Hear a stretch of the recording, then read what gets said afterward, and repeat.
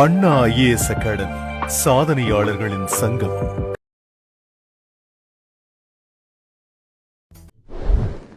Welcome to Anna IAS academy. நம்ம இப்போ polity series பார்த்துட்டு இருக்கோம். இது ஒரு பாலிட்டி கம்ப்ளீட் சீரீஸ்னு சொல்லலாம். ஸோ வரக்கூடிய குரூப் 4 குரூப் 2 தேர்வுக்காக இந்த சீரீஸ் நம்ம ஆரம்பிச்சிருக்கிறோம்.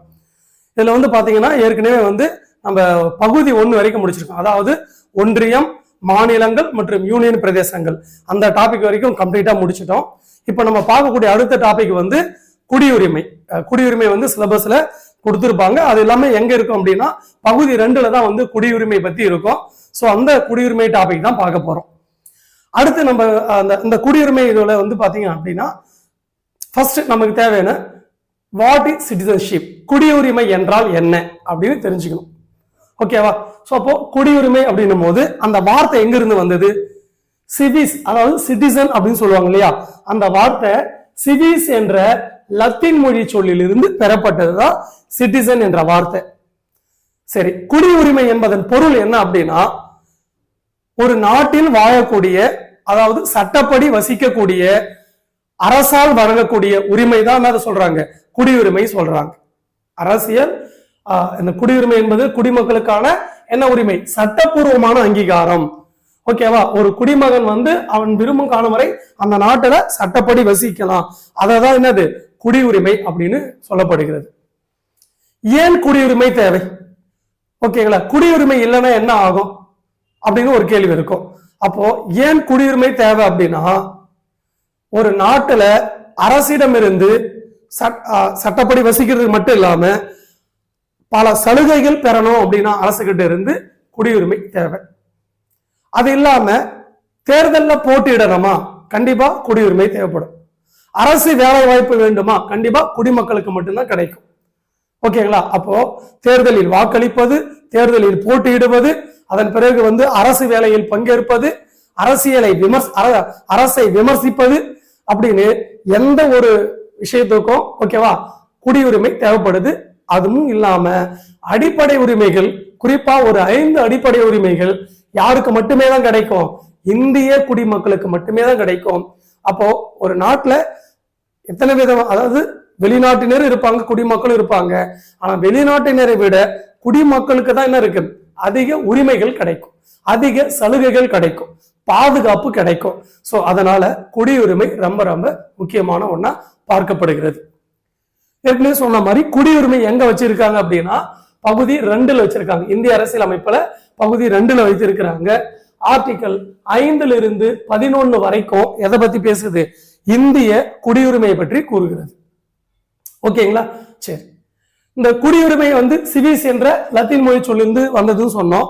அதனுடைய பொருள் என்ன அப்படின்னா பண்டைய ரோமாபுரியில் இருந்த நகர நாடுகளின் குடியிருப்பாளர். இன்னும் சிம்பிளா சொல்ல போனா நகர அரசில் வசிப்பவர். இதுக்கு பேரு தான் என்னது? குடியுரிமை. அப்படி அந்த சிவிஸ் என்பதன் பொருள். ஓகேங்களா? சரி, இந்த குடியுரிமை எப்படி இருக்கும் அப்படின்னா கண்டிப்பாக நாட்டுக்கு நாடு என்ன ஆகும்? வேறுபடும். ஒரு சில நாடுகள் ஒற்றை குடியுரிமை வச்சிருப்பாங்க, ஒரு சில நாடுகள் இரட்டை குடியுரிமை வைத்திருப்பாங்க. அப்போ குடியுரிமை உலகம் முழுக்க அனைத்து நாடுக்கும் ஒரே சீரா இருக்கும் அப்படின்னா கண்டிப்பாக இருக்காது. நாட்டுக்கு நாடு என்னது? வேறுபடக்கூடியதுதான் இந்த குடியுரிமை. அதுக்கு அடுத்தது ஓகேங்களா? சரி, அதுக்கப்புறம் இந்த ஒரு முக்கியமான பாயிண்ட், தற்காலத்துல குடியுரிமை அப்படின்னு சொன்னா அதுல குடிமக்களுக்கான அந்த அடிப்படை உரிமைகள் மட்டும் கிடையாது, கடமைகளும் இருக்கு. ஓகேவா? என்னது? குடிமக்கள் அரசுக்கு செய்யறாங்க இல்லையா, அந்த கடமைகளும் அந்த உரிமைக்குள்ள அடங்கியிருக்கு. எதுக்குள்ள? குடியுரிமைக்குள்ள அடங்கியிருக்கு அப்படின்னு சொல்றாங்க. அரிஸ்டாட்டில் ஒரு கூற்று சொல்றாரு பாருங்க, குடியுரிமை என்பது பிறப்பிடம், குடும்பம், பரம்பரை மற்றும் பண்பாட்டை சார்ந்து அமைவதாகும் அப்படின்னு யார் சொல்றா? அரிஸ்டாட்டில் என்ற புகழ்பெற்ற அறிஞர் சொல்றாரு. சோ குடியுரிமை என்பது பிறப்பிடம், குடும்பம், பரம்பரை மற்றும் பண்பாட்டை சார்ந்து அமைவதாகும் அப்படின்னு சொல்றாங்க. சரி, அடுத்து வேற என்ன? சுதந்திர சமூக மக்களாட்சிவாதியான மார்ஷல் அவர் இருக்கிறார் இல்லையா, அவர் என்ன சொல்றாருன்னா குடியுரிமையை 3ஆ வகைப்படுத்துறார். ஒண்ணு குடிமை உரிமை, அரசியல் உரிமை, சமூக உரிமை. இது 3 சேர்ந்ததான் என்னது? குடியுரிமை அப்படின்னு சொல்லக்கூடியது யாரு? மார்ஷல் சொல்லக்கூடியது பாருங்க. குடியுரிமையை 3 வகைப்படுத்துறாரு. குடியுரிமை, குடிமை உரிமை, அரசியல் உரிமை மற்றும் சமூக உரிமை. அப்போ குடியுரிமை என்பது என்ன உரிமை கீழே வரும் அப்படின்னா அரசியல் உரிமை அப்படின்னு சொல்லலாம், சட்ட உரிமை அப்படின்னு சொல்லலாம். குடியுரிமை ஓகேவா. இன்னும் சொல்ல போனா அரசியல் சமத்துவம் அந்த மாதிரியும் சொல்லுவாங்க. நம்ம பள்ளி பாட புத்தகத்திலே வந்து அரசியல் சமத்துவம் அப்படின்னு ஒரு இடத்து கொடுத்திருப்பாங்க. அதுவும் குடியுரிமை தான் சொல்லலாம். ஓகேங்களா. அப்ப குடியுரிமை என்பது அரசியல் உரிமை மற்றும் சட்ட உரிமை ஆகும். சரி, அதுக்கு அடுத்தது இந்திய அரசியல் அமைப்புல அரசாங்கம் என்ன பண்ணிருக்கு, குடிமக்களை இனம், ஜாதி, பாலினம் மற்றும் பிறப்பிடம் போன்ற நிலைகள்ல வேறுபடுத்தாது. ஓகேவா. எல்லா குடிமகனும் அரசு ஒரே போலதான் பாவிக்கும், ஒரே மாதிரி தான் பார்க்குமே ஒழிய குடியுரிமை என்ன பண்ணாது, வேறுபடுத்தி பார்க்காது, குடிமக்களிடையே வேறுபாடு காட்டாது. ஓகேங்களா. சோ இதான். அதுக்கு அடுத்தது மதம் மற்றும் மொழி சார்ந்த சிறுபான்மையின மக்களின் உரிமைகளும் பாதுகாக்கப்படும். எது, குடியுரிமை அடிப்படையில. சோ அடுத்து போயிடுமா. அதுக்கு அடுத்தது குடியுரிமையை சில வகைப்படுத்துறாங்க. அதுக்கு முன்னாடி வேற ஒரு சில விஷயம் பார்க்கணும். நம்ம ஆரம்பத்திலே சொன்ன மாதிரி இந்தியாவில் உள்ள மக்களை 2 வகைகளாக பிரிக்கலாம். ஒன்னு இந்திய குடிமக்கள், இன்னொன்னு வெளிநாட்டினர். அத இந்திய குடிமக்கள்னா இந்திய குடியுரிமை பெற்ற அனைவரும் யாரு, இந்திய குடிமக்கள் சொல்லுவாங்க. இந்த வெளிநாட்டினர் இருக்காங்க இல்லையா, அந்த வெளிநாட்டினரை மேலும் 2 வகையா பிரிக்கலாம். ஒன்னு நட்பு வெளிநாட்டினர், எதிரி வெளிநாட்டினர். அது என்ன நட்பு வெளிநாட்டினர்னா, இந்தியாவுக்குள்ள இந்தியா உலகத்தில் எந்தெந்த நாடா கூட நட்பா இருக்கோ அந்த நாட்டை சேர்ந்தவங்க இந்தியாவுக்குள்ள இருந்தாங்க அப்படின்னா அவங்க நட்பு வெளிநாட்டினர் அர்த்தம். இந்தியா எந்த நாட்டா கூடலாம் வந்து ஒரு தடை விதிச்சிருப்பாங்க, இந்த நாட்டுக்கு போக கூடாது, அந்த நம்ம நாடு வந்து சரியான உறவுல இல்லை அப்படின்னோ, அல்லது ஒரு நாட்டா கூட சடனா ஒரு போர் வருது அப்படின்னா அந்த நாட்டு மக்கள் இங்க இந்தியாவில் வசிச்சாங்க அப்படின்னா அவங்களுக்கு என்ன பேரு, எதிரி வெளிநாட்டினர் அப்படின்னு பேரு. ஓகேங்களா. வெளிநாட்டினரை இது போல 2 வகையா பிரிக்கலாம். சோ அடுத்தது போயிடுமா. அதுக்கு அடுத்தது குடியுரிமை எப்படி பிரிக்கலாம் அப்படின்னா தேசிய குடியுரிமை, உலகளாவிய குடியுரிமை அப்படின்னு 2 வகையா பார்க்கலாம். அது என்ன தேசிய குடியுரிமை அப்படின்னும் போது ஒரு நாட்டுல வசிப்பதற்கான குடியுரிமை. ஓகேவா. அரசாங்கம் நமக்கு அளிக்கும் பாதுகாப்பு உரிமை தான் அது தேசிய குடியுரிமை. ஓகேங்களா. அரசிற்கு தீர்க்கக்கூடிய பிரச்சனைகள் பெருமளவில் இருப்பதால் தனி மனித உரிமைகள் சட்டத்தினால் உத்தரவாதம் அளிச்சிருக்கிறாங்க. கிட்டத்தட்ட அடிப்படை உரிமைகள்லாம் உத்தரவாதமா கொடுத்திருப்பாங்க இல்லையா, அந்த தேசிய குடியுரிமையில சொல்றாங்க. அப்ப ரொம்ப சிம்பிள், ஒரு நாட்டில் இருக்கக்கூடிய குடியுரிமை தேசிய குடியுரிமை அப்படின்னு சிம்பிளா சொல்லலாம். அதுக்கு அடுத்தது இப்போ புதுசா உருவாகிட்டு வர கான்செப்ட் தான் உலக குடியுரிமை, உலகளாவிய குடியுரிமை, யூனிவர்சல் சிட்டிசன்ஷிப் அப்படின்னு சொல்றது. இது வந்து தேசிய எல்லைகளை கடந்து இருக்கிற குடியுரிமை. ஓகேங்களா. இப்போ வந்து ஒரு சில நபர் வந்து என்ன பண்ணுவாங்கன்னா இப்போ என் நாடு, என் மாநிலம், என் மொழி அப்படின்னு இருப்பாங்க இல்லையா, அதெல்லாம் மறந்துட்டு உலகம் முழுக்கவே யாரு நம்மளுடையதான் அப்படின்னு அந்த பரந்த ஒரு எல்லையில பார்ப்பாங்க. அதுதான் வந்து உலகளாவிய குடியுரிமை. இது வந்து எல்லைகளை கடந்து இருக்கும். அப்படி பார்க்கும்போது பலதரப்பட்ட மக்கள், நாடுகள் சேர்ந்த கூட்டுறவு நடவடிக்கையை வலியுறுத்துது. ஓகேவா. இப்போ இந்தியா தான் என் தாய் நாடு அப்படின்னு அது மாதிரி இல்லாம உலகத்தில் இருக்கிற அனைத்து மக்களும் என்னுடைய சகோதரர் தான், அனைத்து மதமும் எனக்கு ஏற்றுக்கொள்ளக்கூடிய மதம் தான், யாரும் அதுல வேறுபாடு இல்லை. இந்தியா பாகிஸ்தான் அந்த மாதிரி பிரச்சனை ஓகேங்களா. சரி, இல்ல இந்தியா சீனா இந்த மாதிரி எந்த பாகுபாடும் இல்லாம அனைவரும் என்னுடைய சகோதரர்கள் அப்படின்னு ஏத்துக்கிட்டு ஒரு உலகம் முழுக்க நம்மள் தான் அப்படின்ற மாதிரி இருக்காங்க இல்லையா, அந்த மனநிலை தான் இது உலக குடியுரிமை சொல்றாங்க. இப்படி எல்லா மக்களும் வந்து நம்மளுடைய நாடுகளும் சேர்ந்து கூட்டுறவு நடவடிக்கை ஏற்படுத்துதா. அப்ப இதனால குடியுரிமை என்பது பல்வேறுபட்ட சமூக பொருளாதார ஏற்றத்தாழ்வுகளை தீர்க்கக்கூடியதாக அமைகிறது. உலகளாவிய குடியுரிமை உலக நாடுகளின் ஒற்றுமையும் கூட்டுறவு நிலைமையும் பறைசாற்றுகிறது. இப்போ உலகத்தில் இருக்கிற அனைவரும் என்னுடைய சகோதரர்கள், உலகம் முழுக்க என் நாடு மாதிரி அப்படின்னு கருதுனா நாட்டுக்கு நாட்டு என்ன ஏற்படாது, பகைமை ஏற்படாது, வேறுபாடு அந்த பாகுபாடு எதுவுமே இருக்காது. என்னுடைய நாடு உயர்ந்தது, என்னுடைய நாடு தாழ்ந்தது, அவங்களுடைய நாடு தாழ்ந்தது, இப்படி என்ற எந்த வேறுபாடும் இல்லாமல் வசிக்கிறதுக்கு என்ன தேவைப்படுது, உலகளாவிய குடியுரிமை இப்போ தேவைப்படுது. சோ அடுத்து போயிடலாமா. அதுக்கு அடுத்தது 2 விஷயம் பார்க்க போறோம். நாட்டுரிமை என்னன்னா, குடியுரிமைனா என்ன. ஓகேவா. ஒரு நபர் எந்த ஒரு நபரும் ஒரு நாட்டுல பிறந்தாங்க அப்படின்னா அதுக்கு பேரு நாட்டுரிமை அப்படின்னு சொல்லலாம். அந்த பிறப்பின் அடிப்படையில எந்த நாட்டுல பிறக்கிறாரோ அவரு நாட்டுரிமை இருக்கு. ஓகேங்களா. அதாவது பூர்வீகம், பிறப்பு இவை இனம் ஆகியவற்றின் அடிப்படையில் ஒரு குறிப்பிட்ட நாட்டினர் பெறும் அந்த நிலை தான் என்னது? நாட்டுரிமை. அந்த பெறக்கூடிய உரிமை தான் நாட்டுரிமை சொல்றாங்க. நேஷனாலிட்டி அப்படின்னு பேர். ஆனா சிட்டிசன்ஷிப், குடியுரிமைன்றது அப்படி இல்ல. சட்டத்தின்படி ஒரு அரசு, ஒரு நாட்டோட அரசு மக்களுக்கு சட்டத்தின்படி கொடுக்குறாங்க இல்லையா, இதுக்கு பேர் தான் குடியுரிமை அப்படின்னு சொல்லலாம். இப்போ இதுல என்ன தெரிஞ்சுக்கணும்னா, நாட்டுரிமை என்பது மாறவே மாறாது. ஆனா குடியுரிமை என்பது மாறக்கூடியது. இப்போ நான் இந்தியாவில் பிறந்திருக்க, அப்போ என்னுடைய நாட்டுரிமை என்னது? இந்தியா. நான் இந்தியாவிலே இருக்கிறதால அப்போ ஆட்டோமேட்டிக்கா என்னுடைய குடியுரிமையும் இந்தியா. இதன் பிறகு நான் என்ன பண்றேன், எனக்கு இந்தியா வேண்டாம்னு சொல்லிட்டு விட்டுட்டு வெளிநாட்டுக்கு போறேன், அமெரிக்க குடியுரிமை வாங்கிக்கிறேன் அப்படின்னா ஓகேவா, இப்ப நான் அமெரிக்கன் சிட்டிசன். இந்திய குடியுரிமை விட்டுட்டு அமெரிக்கா வாங்குறதால அமெரிக்கன் சிட்டிசன். ஆனா என்னுடைய நாட்டுரிமை என்னது? இந்தியா தான். சரி, கொஞ்ச நாள் கழிச்சு நான் அமெரிக்கா வேண்டாம்னு சொல்லிட்டு ஆஸ்திரேலியா போறேன், ஆஸ்திரேலியா குடியுரிமை வாங்கிக்கிறேன். அப்போ இப்ப நான் யார் சிட்டிசன்? Australia citizen. ஆனா நாட்டுரிமை என்னது? இந்திய நாட்டுரிமை தான். நேஷனாலிட்டி இந்தியா தான், சிட்டிசன்ஷிப் இப்போ ஆஸ்திரேலியா. சோ அப்ப இதுல இருந்து என்ன தெரியுது அப்படின்னா, குடியுரிமை மாறக்கூடியது, நாட்டுரிமை மாறாதது. ஒன்ஸ் ஒரு நாட்டுல பிறந்துட்டாங்க அப்படின்னா இனத்தின் அடிப்படையில ஓகேவா, எந்த இடத்துல பூர்வீகம் இருக்கு, பிறப்பு எங்க பிறந்தாங்க, இதன் அடிப்படையில அவர் நாட்டுரிமை மாறவே மாறாது. குடியுரிமை அரசு சட்டத்தின் அடிப்படையில வழங்குவதால குடியுரிமை மாறக்கூடியது அப்படின்னு நம்ம தெரிஞ்சுக்கலாம். இதான் நேஷனாலிட்டி, நாட்டுரிமைக்கும் குடியுரிமைக்கும் உள்ள வித்தியாசம். சரி, அடுத்து போயிடுமா? அதுக்கு அடுத்தது இந்திய குடியுரிமை தான் நம்ம பார்த்துக்கிறோம். இந்தியாவில என்ன குடியுரிமை இருக்கு? ஒற்றை குடியுரிமை இருக்கு. இந்த ஒற்றை குடியுரிமை என்ற கான்செப்ட் எங்கிருந்து எடுத்திருக்கோம்? இங்கிலாந்துல இருந்து எடுத்திருக்கோம். அரசியலமைப்பு உருவாக்கும் போது நம்ம தலைவர்கள் கிட்ட 2 விதமான கேள்வி இருக்கு. அமெரிக்கா மாதிரி நம்ம இரட்டை குடியுரிமை எடுக்கலாமா, அல்லது இங்கிலாந்து மாதிரி ஒற்றை குடியுரிமை எடுக்கலாமா அப்படின்னு ஒரு விவாதம் வருது. ஃபர்ஸ்ட் அமெரிக்கால இருக்கிற மாதிரி இரட்டை குடியுரிமை எடுக்கலாமன்ற விவாதம் போதும். அது எப்படி இரட்டை குடியுரிமைனா, அமெரிக்கால மாநில குடியுரிமை ஒண்ணு இருக்கும், தேசிய குடியுரிமை ஒண்ணு இருக்கும்.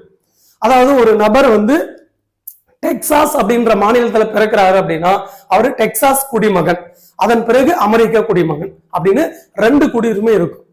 அப்போ இந்தியாவுக்குள்ள அதை வச்சோம் அப்படின்னா இந்தியாவில நிறைய சிக்கல்கள் ஏற்பட வாய்ப்பு இருக்கு. ஏன் அப்படின்னா, நம்ம ஆல்ரெடி இந்தியா ஒரு துணை கண்டம், பல இனங்கள் இருக்குது.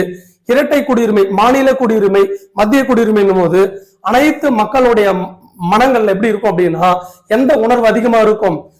கண்டிப்பாக மாநில உணர்வு தான் அதிகமா இருக்கும். இப்போ தமிழ்நாட்டுல பிறக்கிறதால ஃபர்ஸ்ட் தமிழ்நாடு குடியுரிமை, அதாவது தமிழன். அதுக்கப்புறம் மலையாளி, கன்னடன், தெலுங்கன் அப்படின்னு என்ன ஆகும்? ஒவ்வொருத்தருக்குள்ள இனப்பற்று தான் அதிகமா இருக்கும், மாநிலப்பற்று தான் அதிகமா இருக்கும்.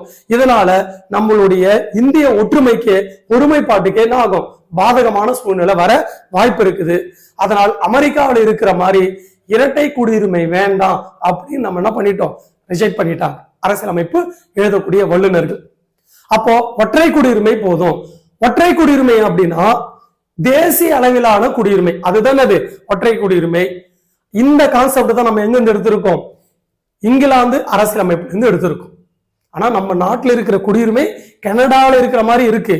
பட் ஆனா அந்த கான்செப்ட், ஒற்றை குடியுரிமை என்ற கான்செப்ட் இங்கிலாந்துல இருந்து எடுத்திருக்கோம். ஓகேங்களா? சோ அப்போ இந்த தேசிய முழுக்க ஒரே குடியுரிமை தான், அதாவது இந்திய குடியுரிமை அப்படின்னு சொல்லலாம். இப்பவே நம்ம ஒற்றை குடியுரிமையில தான் இருக்கிறோம். இப்பவே பாத்தீங்க அப்படின்னா மாநிலத்துக்கு நமக்கு என்ன இருக்கு? பாகுபாடு இருக்கு, வேறுபாடு இருக்கு. எப்படி நம்ம நினைக்கிறோம்? நார்த் இந்தியால இருந்து நிறைய பேர் தமிழ்நாட்டில் வேலை செய்யறாங்க. அப்போ தமிழர்கள் ஒரு சில குரூப் இல்ல ஒரு சில மக்கள் என்ன யோசிக்கிறாங்க? நார்த் இந்தியால தமிழ்நாட்டோட வேலையை பறிச்சுக்கிறாங்க. அப்போ பகைமை இருக்கு. அவரும் இந்தியா தான், நார்த் இந்தியால இருந்து வந்தாலும் அவரும் இந்தியர் தான், நம்ம தமிழ்நாட்டில் இருக்கிற ஒரு இந்தியர் தான். சரி, அதே போல இங்க கர்நாடகா பக்கத்து மாநிலம், அவங்க என்ன பண்ண மாட்டாங்க? தமிழுக்கு தண்ணி இல்ல, காவேரி நீர் இல்லைன்னுவாங்க. ஓகேவா? கர்நாடகாவில் இருக்கிறவரும் இந்தியர் தான், தமிழ்நாட்டில் இருக்கிறவரும் இந்தியர் தான். கரெக்டா? ஒரு இந்தியருக்கே இன்னொரு இந்தியர் என்ன பண்ண மாட்டேங்கிறாரு? நான் தண்ணி விட மாட்டேன் அப்படின்னு சொல்றாங்க. எப்போ? ஒற்றை குடியுரிமை இருக்கும் போதே.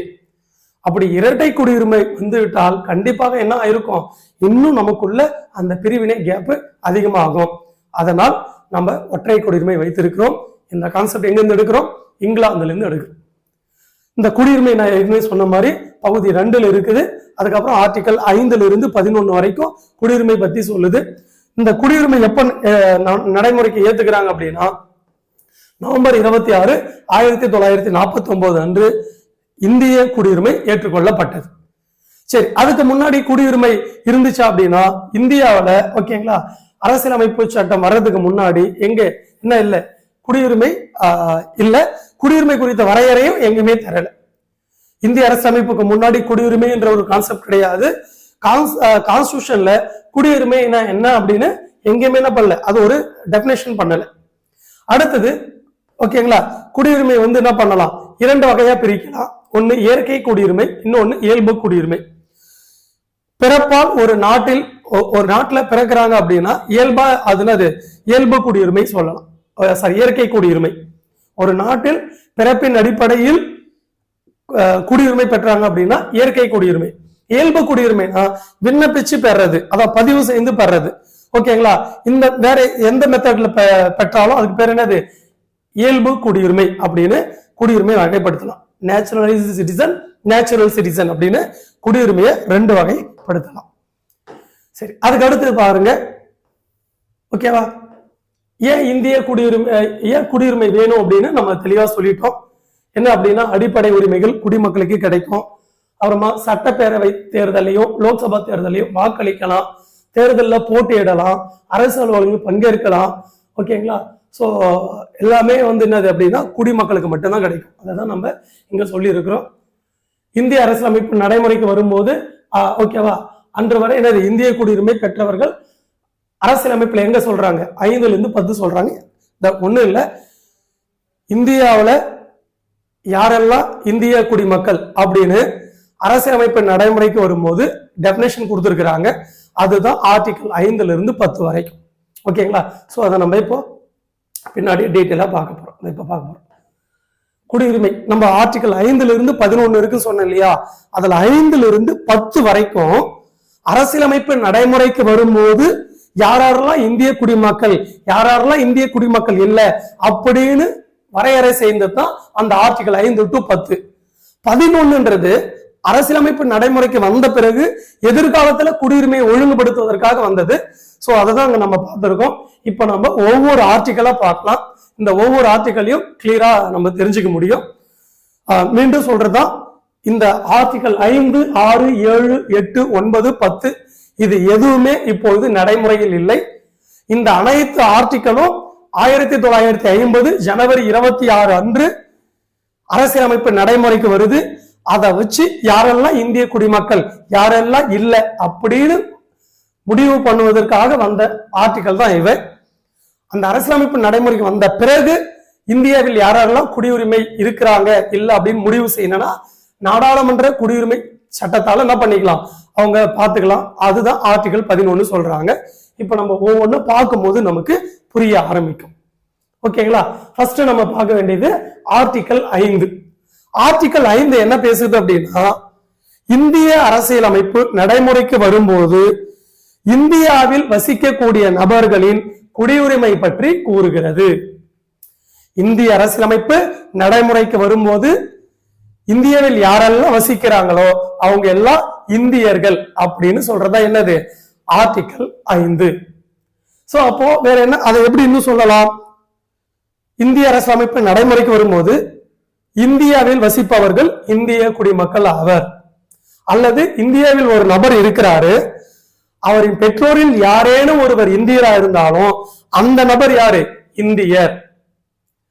இந்திய அரசியலமைப்பு நடைமுறைக்கு வரும்போது சாதாரணமாக 5 ஆண்டுகள் இந்தியாவில் வசித்து வருபவர்கள் இந்திய குடிமக்கள் ஆவர். சாதாரணமான ஆர்டினரி ரெசிடென்ட் அப்படின்னு பேர். அவங்களாம் யாரு, இந்திய குடிமக்கள் ஆவர் அப்படின்னு சொல்றதுதான் ஆர்டிகல் 5.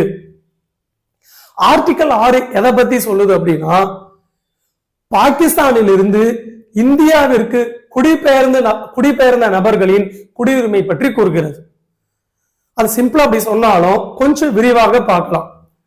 1948 மே 19 ஜூலை 19 பிறகு 1948 ஜூலை 19 பிறகு ஜூலை 19 முன்பு பின்பு அப்படின்னு 2 பிரிக்கிறோம். 1948 ஜூலை 19 முன்பு பாகிஸ்தானில் இருந்து இந்தியாவிற்கு குடிபெயர்ந்து வந்திருந்தாங்கன்னா அவங்க இந்திய குடிமக்கள் தான். 1948 ஜூலை 19 பிறகு பாகிஸ்தானில் இருந்து இந்தியாவிற்கு குடிபெயர்ந்து வந்திருந்தாங்க அப்படின்னா அவங்க இந்திய குடிமக்கள் ஆகணும் அப்படின்னும் போது 2 கண்டிஷன் இருக்கு. எப்போ? ஆஃப்டர். ஓகே, ஆஃப்டர் இந்த டேட். என்ன 2 கண்டிஷன்? ஒன்னு, அதுக்குன்ட்டு ஒரு பதிவு அலுவலர் இருப்பார், அவரிடம் போயிட்டு பதிவு செய்து கொள்ள வேண்டும். அதாவது பர்மிட் சிஸ்டம் அப்படின்னு ஒன்னு இன்ட்ரோ பண்ணிருக்கிறாங்க. அதுக்குன்னு மத்திய அரசால ஒரு அலுவலரை அப்பாயின்மெண்ட் பண்ணியிருக்கிறாங்க. அவங்க கிட்ட போயிட்டு என்ன பண்ணணும்? பதிவு செய்து கொள்ள வேண்டும். 2வது கண்டிஷன், 6 மாதம் குறையாமல் இந்தியாவில் வசிக்க வேண்டும் அப்படின்னு. இந்த 2 கண்டிஷன் நிறைவேறினாதான் ஆர்டிகல் 6 படி அவர் இந்திய குடிமகன் ஆவார். அப்போ ஆர்டிகல் ரொம்ப சிம்பிள், நல்லா கவனிச்சிங்க.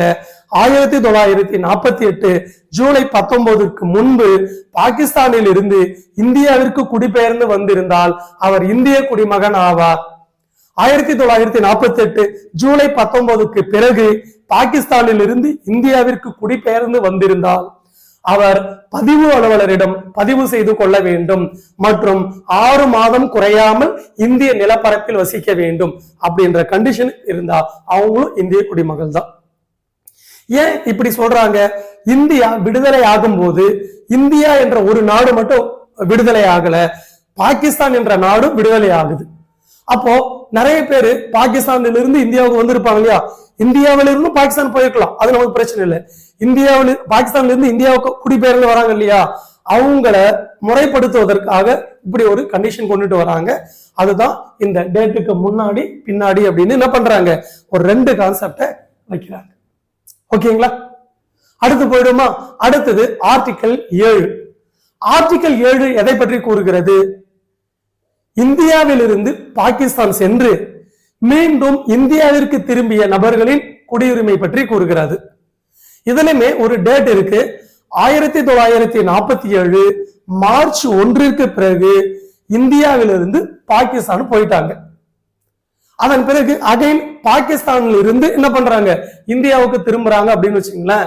இந்த நபர்களின் குடியுரிமை பற்றி கூறக்கூடியதான் ஆர்டிகல் 7. இவங்களுக்கும் 2 கண்டிஷன் இருக்கு. என்னது அப்படின்னா, ஆர்டிகல் 6ல சொன்ன மாதிரி பதிவு அலுவலரிடம் பதிவு செய்து கொள்ள வேண்டும் மற்றும் 6 மாதம் குறையாமல் இந்திய நிலப்பரப்பில் வசிக்க வேண்டும். சரி, இப்போ இதுக்கு நமக்கு யோசிக்கலாம், அது என்னது? இந்தியாவிலிருந்து பாகிஸ்தான் போயிட்டு அகைன் இங்க வராங்க அப்படின்னும் போது நம்ம போன ஆர்டிகிளே எக்ஸ்பிளைன் பண்ண மாதிரி இந்தியா 2 நாடுகளை விடுதலை ஆகுது. 1947 சுதந்திரம் கொடுக்கும் போது என்ன ஆகுது, 2 நாடா தான் வருது. அப்போ என்ன சொல்றாங்க, இப்போ எக்ஸாம்பிள் பாருங்க, நம்ம தமிழ்நாட்டில இருந்து வச்சுங்க காஞ்சிபுரம் அப்படின்னு வச்சுங்க, இங்க இருந்து ஒரு இஸ்லாமியர் குடும்பம் எங்க கிளம்பி போறாங்க, பாகிஸ்தான் போயிடலாம் அப்படின்னு சொல்லிட்டு போறாங்க. ஏன், நமக்குன்னு ஒரு நாடு வந்துருச்சு, நம்ம அந்த நாட்டுல போய் வசிக்கலாம் அப்படின்னு போறாங்க. எப்போ? 1947 மார்ச் 1 பிறகு. அப்படி போனவங்க அங்க போயிட்டு ஒரு 4 மாதம் 5 மாதம் 10 மாதம் அப்படி ஏதோ ஒரு குறிப்பிட்ட மாதம் இருக்கிறாங்க. இப்ப என்ன யோசிக்கிறாங்கன்னா, நாம எதிர்பார்த்த பாகிஸ்தான் இது இல்லை, நம்ம வசிப்பது வாழ்வது இங்க ரொம்ப சிரமமா இருக்கு, அது இல்லாம நம்மளுடைய சொத்துல எங்க விட்டுட்டு வந்துடும், இங்க காஞ்சிபுரத்துல தமிழ்நாட்டுல விட்டுட்டு வந்துட்டோம், கரெக்டா, இங்க வாழ்வதற்கு ரொம்ப இதுவா இருக்கு, அது இல்லாம அந்த டைம்ல பொலிட்டிக்கல் சிச்சுவேஷன் ரொம்ப மோசமா இருக்கு, நம்ம மீண்டும் இந்தியாவுக்கே போயிடலாம் அப்படின்னு நினைச்சு திரும்பி வருவாங்க இல்லையா. ஏதோ ஒரு ரீசனால், நான் வந்து இதை ஒரு எடுத்துக்காட்டா சொல்றேன், வேற ஏதோ ஒரு ரீசனால் கூட இங்க வரலாம். அப்படி வராங்க அப்படின்னா அவங்களுக்கான குடியுரிமை தான் ஆர்டிகல் 7ல சொல்லி இருக்கிறாங்க. அதுதான் இந்த பாகிஸ்தான், இந்தியாவிலிருந்து பாகிஸ்தான் சென்று மீண்டும் இந்தியாவிற்கு திரும்பிய நபர்களின் குடியுரிமை. 6 பாருங்க, migration to India from Pakistan, பாகிஸ்தானிலிருந்து இந்தியாவிற்கு குடிபெயர்ந்து வந்தவர்கள், அது 6. 7 அப்படி இல்ல, திரும்பியவர்கள், return to India from Pakistan. ஓகேவா? சோ இப்ப இந்த 2க்கும் டிஃபரன்ஷியேஷன் இருக்கு. அடுத்து போயிடுமா? ஆர்டிகல் 8. ஆர்டிகல் 8 எதை பத்தி பேசுது? ஆர்டிகல் 5 பாருங்க, இந்திய நிலப்பரப்பில் இருந்த அந்த நபர்களின் குடியுரிமை பத்தி சொல்லுது. ஆர்டிகல் 6 பாகிஸ்தானிலிருந்து இந்தியாவுக்கு மைக்ரேட் ஆனவங்களுடைய குடியுரிமை. ஆர்டிகல் 7 இந்தியாவிலிருந்து பாகிஸ்தான் போயிட்டு அகைன் ரிட்டர்ன் ஆனாங்களே இந்தியாவுக்கு, அவங்களுக்கான குடியுரிமை. ஆனால் ஆர்டிகல் 8 இந்தியாவிற்கு வெளியில் இருக்கிறாங்க இல்லையா, அவுட் சைட் ஆஃப் இந்தியா, அந்த நபர்களின் குடியுரிமை பற்றி கூறுவதுதான் ஆர்டிகல் 8. யாருக்கு இந்தியாவுக்கு வெளியில? இந்தியாவுக்கு வெளியில பிரிட்டிஷ் ஆட்சி காலத்துல நிறைய பேர் நிறைய நாடுகளுக்கு சென்றிருக்கிறாங்க. எதற்காக? பஞ்சத்தின் அடிப்படையில போயிருக்கலாம். பிரிட்டிஷ் அரசு நிறைய நாடுகள் கைப்பற்றி இருந்தாங்க இல்லையா, அங்க தோட்ட தொழிலாளர்களாக கூட்டிட்டு போயிருக்காங்க. கரும்பு தோட்ட தொழிலாளர்களை பாக்குறோம், சவுத் ஆப்பிரிக்கா, பிஜி தீவுகள்லாம் பாக்குறோம், அது போல போயிருக்கிறாங்க.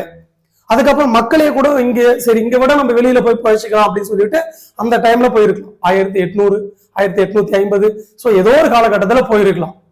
அப்படி வெளியே போனாங்க இல்லையா, அந்த போனவங்க ஒரு சிலர் ரொம்ப வருஷத்துக்கு முன்னாடி போயிருந்தாங்க, யாரும் இருக்க வாய்ப்பு இல்லை. ஆனா அவங்களுடைய வாரிசு இருக்குல்ல, அதுதான் இந்தியாவுக்கு வெளியில் வசிக்கும் இந்திய வம்சாவளி நபர்களின் குடியுரிமை பத்தி சொல்லுது. இப்ப அவங்க என்ன யோசிக்கிறாங்க, நமக்குன்னு ஒரு நாடு உருவாயிடுச்சு, ஓகேவா, நம்ம என்ன பண்ணிடலாம், நம்ம நாடு விடுதலை அடைஞ்சிருச்சு, நம்ம இந்தியாவுக்கே திரும்பலாம் அப்படின்னு திரும்புறாங்க. அப்படின்னா அவங்களுக்கான குடியுரிமை சொல்லக்கூடிய ஆர்டிகல் தான் ஆர்டிகல் 8. அப்ப ஆர்டிகல் 8 ரொம்ப சிம்பிள். இந்தியாவுக்கு வெளியில் வசிக்கும் இந்திய வம்சாவளி நபர்களின் குடியுரிமை பற்றி கூறுவதுதான் ஆர்டிகல் 8. அடுத்து போயிடுவோமா, ஆர்டிகல் 9. ஆர்டிகல் 9 எதை பத்தி பேசுது? அந்த டைம்ல அரசியலமைப்பு நடைமுறைக்கு வரும் அந்த பீரியட்ல இந்திய குடிமகனாக இருக்கும் ஒருவர் வேண்டி விரும்பி வேறொரு நாட்டு குடியுரிமையை வாங்கிக்கிறார். அதான் voluntarily acquisition of foreign citizenship.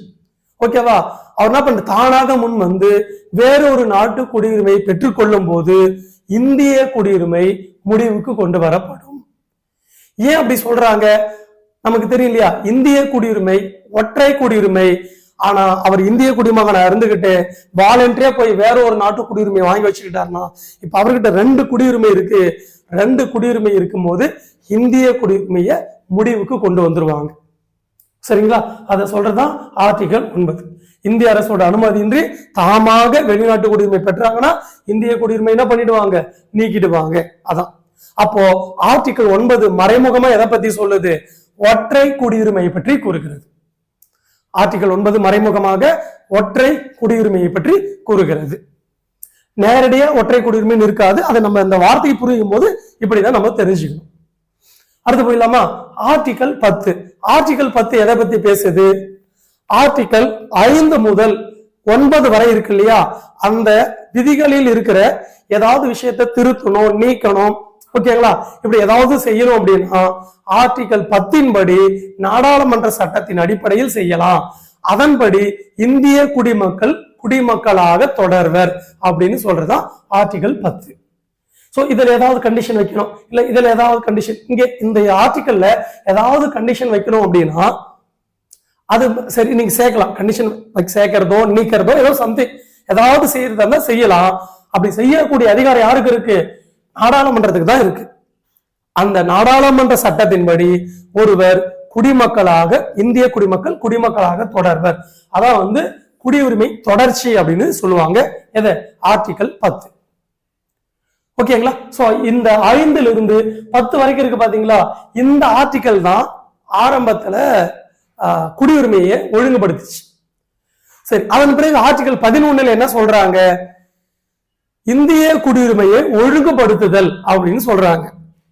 நீங்க இப்போ அரசியலமைப்பு நடைமுறைக்கு வரும்போது யார் இந்திய குடிமக்கள், யார் இந்திய குடிமக்கள் இல்ல அப்படின்னு அவங்க இந்த ஆர்டிகல் வச்சிருக்கிறோம். ஓகே, அதுக்கு பிறகு வர இந்தியா எதிர்காலத்துல நீங்க என்ன பண்ணலாம், இந்த ஆர்டிகல் வச்சு நீங்க இவங்க இந்திய குடிமக்கள் இல்ல அப்படின்லாம் நீங்க யோசிக்க வேண்டாம். நீங்க என்ன பண்ணலாம், ஒழுங்குபடுத்திக்கலாம் அப்படின்னு இந்த ஆர்டிகல் சொல்லுது. யாருக்கு அதிகாரம் இருக்கு? நாடாளுமன்றத்திற்கு தான் அதிகாரம் உண்டு. இந்திய குடியுரிமையை ஒழுங்குபடுத்தக்கூடிய அதிகாரம் யாருக்கு இருக்கு? நாடாளுமன்றத்திற்கு உண்டு. யாருக்கு இல்ல? அப்போ மாநில சட்டமன்றத்திற்கு அந்த அதிகாரம் கிடையாது. இந்த இடத்துல ஆஸ்பிரன்ஸ்க்கு ஒரு கேள்வி, குடியுரிமை என்பது எந்த பட்டியலில் வரும்? அடுத்த கேள்வி, குடியுரிமை எந்த அமைச்சகத்தின் கீழ் வரும்? சோ இந்த 2 கேள்வி தெரிஞ்சவங்க கமெண்ட் பண்ணுங்க. அடுத்தது பாத்தீங்களா, இப்ப புரியுதா? அப்போ ஆர்டிகல் 11 என்ன சொல்லுது? அரசியலமைப்பு நடைமுறைக்கு வந்த பிறகு எதிர்காலத்துல குடியுரிமையை ஒழுங்குபடுத்திக்கலாம். ஒரு முறைப்படுத்திக்கலாம், ரெகுலேட் பண்ணிக்கலாம், அந்த அதிகாரம் நாடாளுமன்றத்திற்கு உண்டு அப்படின்னு சொல்லக்கூடியதான் ஆர்டிகல் 11. இதை வைத்துதான் 1955 ஆண்டு இந்திய குடியுரிமை சட்டம் இயற்றப்பட்டது. இப்போ 1955 அந்த சட்டத்தின்படி குடியுரிமை எப்படிலாம் பெறலாம், குடியுரிமையை எப்படிலாம் இழக்கலாம் அப்படின்னு ஒரு முறைப்படுத்திட்டாங்க. அதுதான் பாத்தீங்கன்னா இந்த குடியுரிமை பெறுதல் இழத்தல் அப்படின்னு சொல்றோம் பாத்தீங்களா, இந்த கான்செப்ட் தான் நம்ம கனடா அரசியலமைப்புல இருந்து எடுத்திருக்கோம். அதாவது இந்தியாவில ஒற்றை குடியுரிமை இங்கிலாந்துல இருந்து எடுத்திருந்தாலும் இந்த குடியுரிமையை ஒழுங்குபடுத்தி எப்படி பெறலாம் எப்படி இழக்கலாம்னு சொல்ற அந்த கான்செப்ட் தான் கனடா அரசியலமைப்புல இருந்து நாம் பெற்றுக்கொண்டோம். அதனாலதான் இந்திய குடியுரிமை கனடா மாதிரியான ஒற்றை குடியுரிமை அப்படின்னு நம்ம சொல்லுவாங்க. சரி, அடுத்தது பார்க்கலாமா. இந்திய குடியுரிமை சட்டம் 1955 படி குடியுரிமை பெறும் வழிகள், எத்தனை வழிகளில் குடியுரிமை பெறலாம்? 5 வழிகளில் குடியுரிமை பெறலாம். எத்தனை? 5 வழிகளில். என்ன அந்த 5 வழிகள்? பிறப்பின் மூலம் பெறுதல், மரபு வழி மூலம் பெறுதல், மரபு வழி வம்சாவளி ரெண்டு ஒண்ணுதான். 3வது பதிவு செய்வதன் மூலம் பெறுதல். 4வது இயல்புரிமை மூலம் பெறுதல். 5வது பிற நிலப்பகுதிகளை அதாவது பிரதேசங்களை இந்தியாவுடன் இணைப்பதன் மூலம் பெறுதல். அப்படின்னு 5 வழிகளில் என்ன பண்ணலாம்? இந்திய குடியுரிமையை பெறலாம். மீண்டும் சொல்ல பாருங்க, acquired Indian citizenship 5 ways. 1 by birth, 2வது பை டெசன்ட், 3வது பை ரிஜிஸ்ட்ரேஷன், 4வது பை நேச்சுரலைசேஷன், 5வது பை இன்கார்பரேஷன். அப்படின்னு 5 வழிகளில் இந்திய குடியுரிமையை பெற முடியும். ஓகேங்களா? சொல்லிதான். அடுத்தது குடியுரிமை இழக்கும் வழிமுறைகள். குடியுரிமையை எத்தனை வழிகளில் இழக்கலாம் அப்படின்னா அதுவும் அந்த சட்டம் தான் சொல்லுது, 3 வழிகளில் இழக்கலாம். என்னென்ன? தானாக துரத்தல், அதுக்கப்புறம் முடிவுக்கு கொண்டு வருதல், அதன் பிறகு பறிமுதல் செய்தல் அப்படின்னு 3 வழிகளில் குடியுரிமையை இழக்கலாம். மீண்டும் சொல்ல பாருங்க, losses of Indian citizenship by 3 ways. ஒன்னு பாத்தீங்க அப்படின்னா பை ரெனோன்சியேஷன், 2வது பை டெர்மினேஷன், 3வது பை டெப்ரிவேஷன் அப்படின்னு 3 வழிகளில் குடியுரிமையை இழக்க முடியும். ஓகேங்களா? சோதான் பெறுதல் இழத்தல் பத்தி சொல்றேன். இப்போ இந்த இந்திய குடியுரிமை சட்டம் 1955 இருக்கு இல்லையா, இது என்ன பண்றாங்க? காமன்வெல்த் குடியுரிமையும் கொடுத்திருக்கிறாங்க. நம்ம கீழே பார்க்கலாம். 1955 காமன்வெல்த் குடியுரிமையும் வழங்கி இருக்கிறாங்க. ஆனா 2003 அந்த காமன்வெல்த் குடியுரிமையை என்ன பண்ணிட்டோம்? முடிவுக்கு கொண்டு வந்துட்டோம். ஓகேங்களா? சரி, இப்போ நம்ம எதை பார்க்கலாம் அப்படின்னா பிறப்பின் மூலம் பெறுதல், அந்த ஒவ்வொரு வழிமுறையும் பார்க்கலாம். அதாவது 5 வழிமுறை இது இருக்கா பெறுவதற்கு, 3 வழிமுறை இழப்பதற்கு இருக்கா. சோ இந்த 8 வழிமுறையும் எப்படி நடத்தும், எப்படி நடைமுறைப்படுத்துவாங்க, என்ன சொல்லி இருக்கிறாங்க அப்படின்னு நம்ம அதை பார்த்து தெரிஞ்சுக்கலாம்.